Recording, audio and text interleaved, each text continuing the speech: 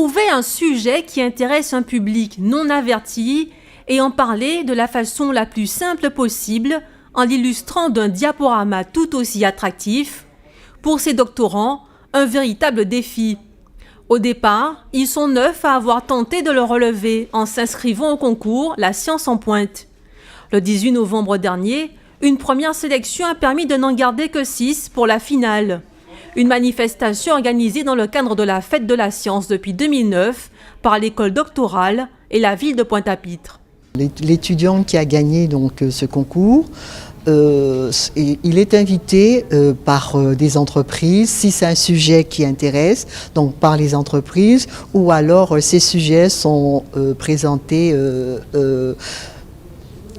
lors de congrès nationaux, voire même internationaux. Valérie Ratia-Rizoa a 27 ans.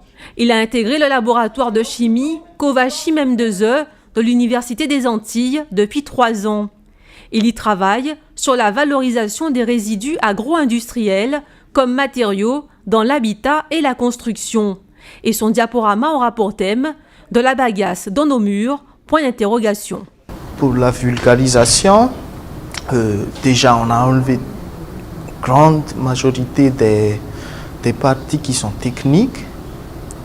Ensuite, j'ai pris une partie de mes travaux de recherche qui est vraiment une partie qui est intéressante et que je vois que ça va beaucoup intéresser vu qu'on est en Guadeloupe, on est un pays producteur de canne à sucre et je sais aussi qu'à partir de ces produits qui est la canne à sucre, les cendres de bagasse, on peut faire beaucoup de choses et c'est ça que je vais montrer aux gens qu'on peut faire beaucoup de choses à partir de ces produits.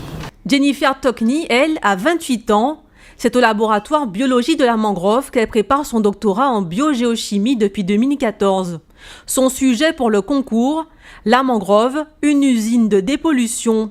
Elle tentera d'y expliquer comment la mangrove peut épurer des pollutions au nitrate, substances chimiques que l'on retrouve dans les engrais et les rejets de stations d'épuration. Déjà, dans un premier temps, je suis vraiment pas à l'aise à l'oral. Donc, je me suis inscrite à ce concours pour m'aider à me préparer à la soutenance de thèse et à faire des exercices à l'oral. Et principalement, c'était ça. Après, vulgariser, je me suis dit que ça allait être justement l'occasion de faire comprendre à mes proches ce que je faisais. Et du coup, faire découvrir aussi un aspect, on va dire, de la recherche, même si c'est de la recherche fondamentale, qui peut être de la recherche appliquée et du coup intéresser d'autres personnes. Chaque candidat aura 6 minutes pour commenter son diaporama devant un jury de chercheurs de l'Université des Antilles et de citoyens. La clarté et l'originalité des présentations feront la différence.